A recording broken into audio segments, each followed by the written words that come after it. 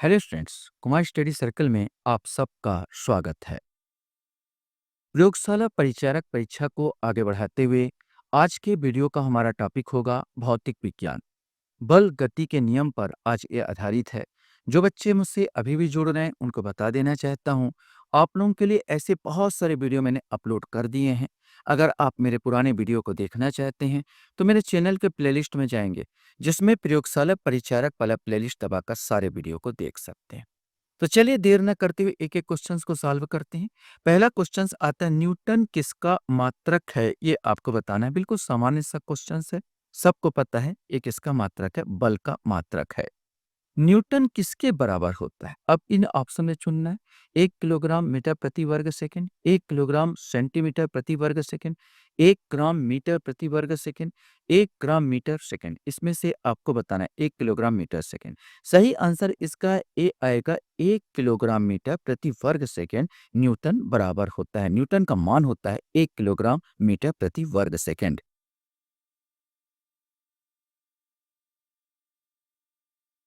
Question हमारे सामने, जड़त्व का गुण किसी किसी वस्तु में होता है, प्रत्येक वस्तु में होता है, किसी भी वस्तु में नहीं होता, केवल गतिशील वस्तु में होता है। ये इसमें से आपको चयन करना है। सही आंसर इसका बी आएगा, प्रत्येक वस्तु में होता है। जड़त्व वस्तु का वह गुण जो अगर गतिमान है तो गति में गतिमान रहना चाहती है, अगर स्थिर है तो स्थिर रहना चाहते हैं। न्यूटन का प्रथम नियम यही है। जड़त्व माने अपने परिवर्तन का विरोध करती है, उसे ही जड़त्व कहते हैं। न्यूटन के प्रथम नियम को ही जड़त्व का नियम भी कहा जाता है। जब किसी वस्तु की गति त्वरित होती है तो उसकी चाल में हमेशा वृद्धि होती है, उसके वेग में हमेशा वृद्धि होती है, वह हमेशा पृथ्वी की ओर गिरती है, उस पर हमेशा कोई बल कार्य करता है, इसमें से कोई बताना है। जब किसी वस्तु की गति त्वरित होती है तो मान के चलिए उस पर हमेशा कोई ना कोई बल कार्य कर रहा है, वरना जड़त्व का नियम कहता है स्थिर है तो स्थिर रहेगी और गतिमान है तो गतिमान रहेगी। क्वेश्चन हमारे सामने है, गति करने के लिए स्वतंत्र किसी वस्तु पर कोई बल लगाया गया। यदि बल का परिमाण तथा वस्तु का द्रव्यमान ज्ञात हो तो न्यूटन के दूसरे नियम की सहायता से हम वस्तु का भार ज्ञात कर सकते हैं, वस्तु की चाल ज्ञात कर सकते हैं, वस्तु का त्वरण ज्ञात कर सकते हैं, वस्तु की स्थिति ज्ञात कर सकते हैं। इसमें से आपको बताना है। सही आंसर सी आएगा, वस्तु का त्वरण ज्ञात कर सकते हैं। न्यूटन का दूसरा नियम कहता है किसी पिंड के संवेग परिवर्तन की दर आरोपित बल के समानुपाती होती है तथा बल की दिशा में कार्यान्वित होती है। यह एफ बराबर इनका नियम होता है। एफ बराबर एम ए होता है, अर्थात एम द्रव्यमान है और ए त्वरण है।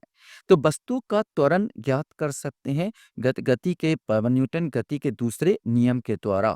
ये दूसरे नियम के द्वारा उसका त्वरण ज्ञात किया जा सकता है। क्वेश्चंस हमारे सामने यहाँ पर आता है, चांद पृथ्वी की परिक्रमा करता है। आपको क्यों? पृथ्वी पर लगते बल के कारण, सूर्य से लगते बल के कारण, दोनों कारण, किसी के कारण नहीं। इसमें से आपको बताना है। वैसे तो लगाते हैं दोनों बल है, सूर्य भी लगा रहा, पृथ्वी भी चांद पर, लेकिन पृथ्वी का गुरुत्वाकर्षण बल के कारण चांद घूमता है। अगर आप एक रस्सी से कोई पत्थर अत्थर बांध ले और उसको घुमाए तो पत्थर गोल गोल राउंड मारने लगता है। उसके पास कोई उपाय नहीं है। उसके पास कोई उपाय नहीं। चांद का भी यही होता है कि पृथ्वी अपने गुरुत्वाकर्षण बल से उसके खींच के रखी है और चांद भी दूर भागना चाहता है। इसको अभिकेंद्र बल बोलते हैं। और अभिकेंद्र बल जो पृथ्वी के अंदर खींचा आ रहा है और वो बाहर चले जाना चाहता अपकेंद्र बल, और जिसके कारण उसके पास एक ही गति प्रदान करती है जो कि इसके चारों ओर घूमना और कुछ नहीं घूमना स्टार्ट कर देती है। इस प्रकार चारों ओर ये जो होता है अभिकेंद्र बल और अपकेंद्र बल माने यहाँ पर गुरुत्वाकर्षण के कारण होता है, और विशेष करके लग रहा पृथ्वी के बल के कारण। जब किसी वस्तु पर कोई बाह्य बल लगता है तब वह बल की दिशा में त्वरित हो जाता है। इस प्रकार उत्पन्न त्वरण वस्तु पर लगे बल के समानुपाती होती, कि वेग के समानुपाती होती, कि द्रव्यमान के समानुपाती है, या जड़त्व के समानुपाती होती है। सही आंसर आएगा ये पर लगने वाले बल के समानुपाती होती है। माने जब किसी वस्तु पर कोई बल लगता है तब वह बल की दिशा में त्वरित हो जाता है, माने गति करने लगता है। तो ये उसके बल की जितना बल लगेगा उतना वो उतना खिसकेगा। ये बल के समानुपाती होती है। क्वेश्चन हमारे सामने आता है, किसी असंतुलित बल द्वारा किसी पिंड में उत्पन्न त्वरण बल के व्युत्क्रमानुपाती होती है, बल के अनुक्रमानुपाती होती है, बल के प्रभाव से स्वतंत्र होता है या शून्य होता है, इसमें से आपको बताना है। सही आंसर आपको बताना है किसी वस्तु जो आएगा, वस्तु किसी असंतुलित बल द्वारा किसी पन में उत्पन्न जो त्वरण होता है वो बल के अनुक्रमानुपाती होता है। वेग परिवर्तन की दर को त्वरण कहते हैं। और जितना अनुक्रमानुपाती, जितना बल लगाओगे उतना उस दिशा में वो आगे बढ़ जाएगा।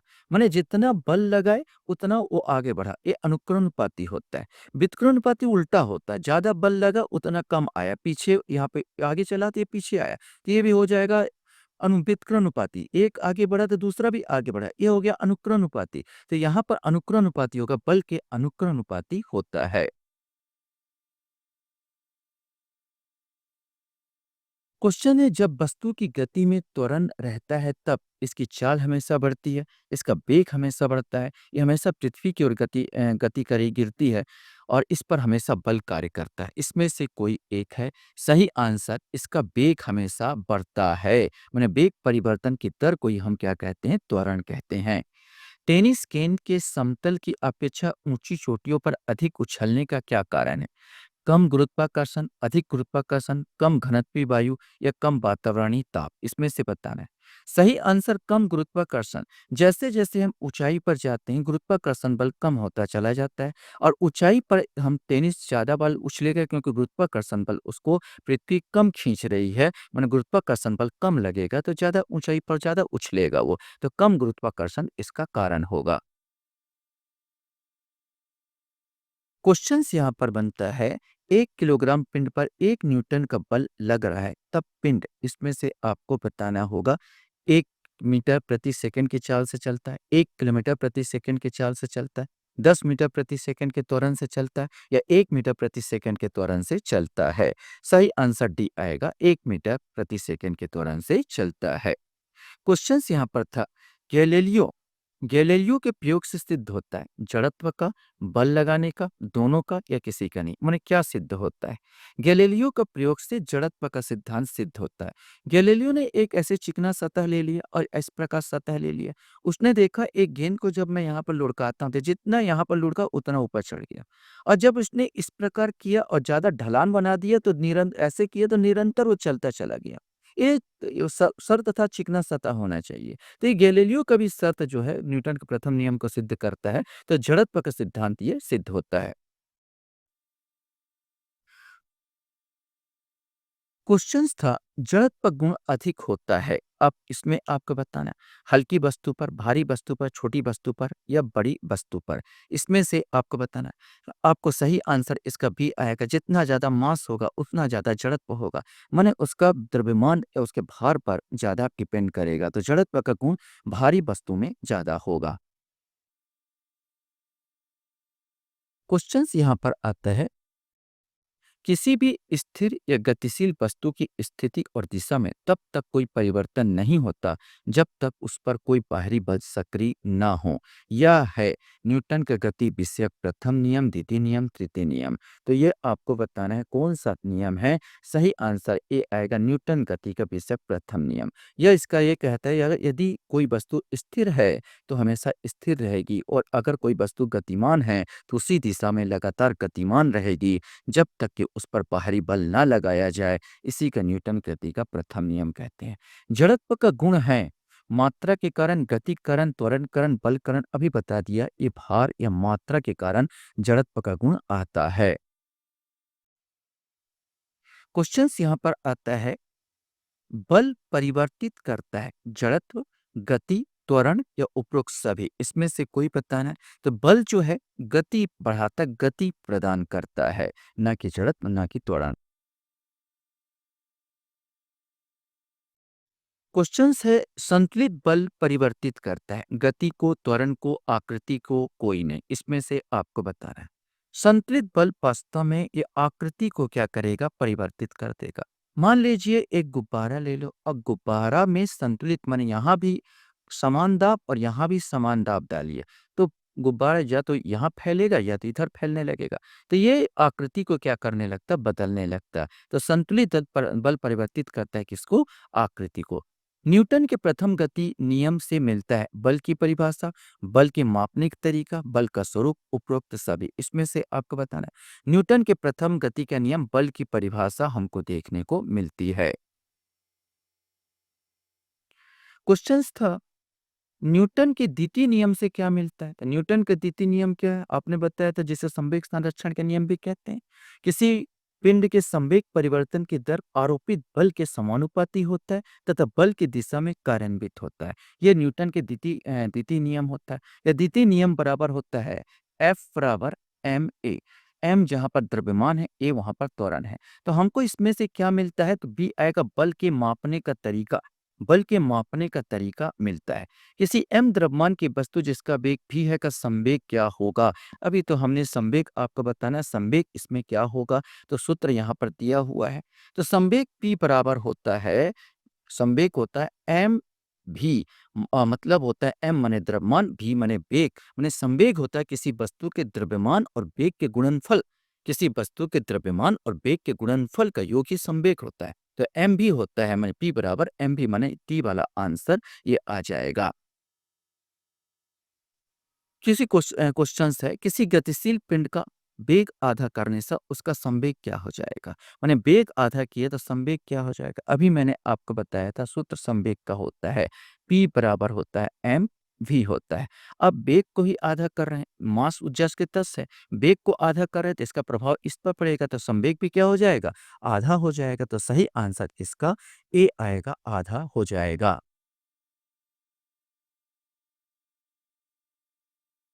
क्वेश्चन है, किसी बल्लेबाज द्वारा क्रिकेट की गेंद को मारने पर गेंद जमीन पर लुढ़कती है। कुछ दूरी चलने के पश्चात गेंद रुक जाती है। गेंद रुकने के लिए धीमी होती है क्योंकि बल्लेबाज गेंद को पर्याप्त प्रयास से हिट नहीं किया है। वेग गेंद पर लगाए बल के समानुपाती है। गेंद पर गति की दिशा के विपरीत एक बल कार्य कर रहा है। गेंद पर कोई असंतुलित बल कार्य करता है यदि गेंद विरामावस्था से आने के लिए प्रयासरत है। इसमें से कोई एक आपको बताना है। सही आंसर आप जान गए होंगे, गेंद पर गति की दिशा के विपरीत एक बल कार्य कर रहा है। क्वेश्चन हमारे सामने आता है, जिस गुण के कारण कोई पिंड अपने विराम की अवस्था बनाए रखना चाहती है। ये तो आसानी से आप बता दो, कितना देर बताओ, जड़त्व का गुण कहलाता है। 1 किलोग्राम भार कितने न्यूटन के बराबर होता है? इसको बताइए। सही आंसर इसका डी आएगा, 9.8 न्यूटन के बराबर होता है। क्वेश्चन यहाँ पर था, रॉकेट किसके सिद्धांत पर कार्य करता है? ऊर्जा का संरक्षण, द्रव्यमान के संरक्षण, संवेग के संरक्षण, इनमें से कोई नहीं। सही आंसर सी आएगा, संवेग संरक्षण। रॉकेट संवेग संरक्षण पर कार्य करता है। मैंने कहा दूसरा नियम, और तो इसमें तीसरा नियम भी लगता है रॉकेट पर। दूसरा नियम संवेग संरक्षण पर काम करता है। किसी पिंड के संवेग परिवर्तन के दर आरोपित बल के समानुपाती होता है तथा बल की दिशा में कार्यान्वित होता है। ये संवेग संरक्षण पर काम करता है। क्वेश्चन है, किसी वस्तु का संवेग केवल द्रव्यमान पर निर्भर करता है? द्रव्यमान पर निर्भर नहीं करता। द्रव्यमान और वेग, अब सूत्र ही आप जान रहे हैं कि भी द्रव्यमान और वेग पर, ये दोनों पर निर्भर करेगा। निम्नलिखित में से किसका इंजन न्यूटन के तृतीय नियम पर आधारित है? रेलगाड़ी का इंजन, बस का इंजन, रॉकेट का इंजन, स्कूटर का इंजन। सही आंसर सी आएगा, रॉकेट का इंजन। मैंने कहा था दूसरा और तीसरा दोनों नियम आता है, संवेग संरक्षण के नियम पर भी काम करता है और न्यूटन के तृतीय नियम पर भी। क्रिया प्रतिक्रिया, जितनी तेजी गति से नीचे जाएगा उतना नीचे से बारूद छोड़ा जाएगा, उतना तेजी से ऊपर उठेगा। मैंने रॉकेट का इंजन ये काम करता है, न्यूटन के तृतीय नियम पर आधारित रॉकेट का इंजन भी है।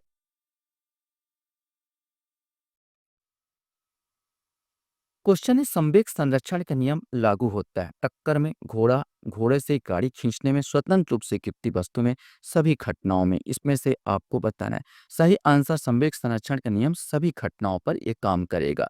पेड़ की शाखाओं को हिलाने पर पके फल गिरते हैं। उसकी व्याख्या होती है न्यूटन की गति से। कौन से नियम से आपको बताना है?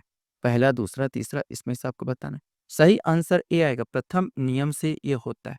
प्रथम नियम के अनुसार मैंने कहा कि ऐसे समझ लीजिए, एक पेड़ लगा है और पेड़ की शाखा में कुछ यहाँ पर फल लगे हुए हैं, कुछ फल लगे हुए हैं। अब फल स्थिर अवस्था में, अचानक आप पेड़ को हिलाना स्टार्ट कर दीजिए और हिलाना स्टार्ट कीजिए तो ये गतिमान हो गया। लेकिन ये जो स्थिर है, मैंने कहा प्रत्येक अपने परिवर्तन के विरोध करती है प्रत्येक वस्तु। ये स्थिर रहना चाहती है और लेकिन ये गतिमान हो चुका और ये गतिमान हो गए, स्थिर रहना चाहती है और ये गतिमान और एक स्थिर फलस्वरूप ये गिर जाएगा, फटाफट गिर जाएगा। ये प्रथम नियम ये काम करती है।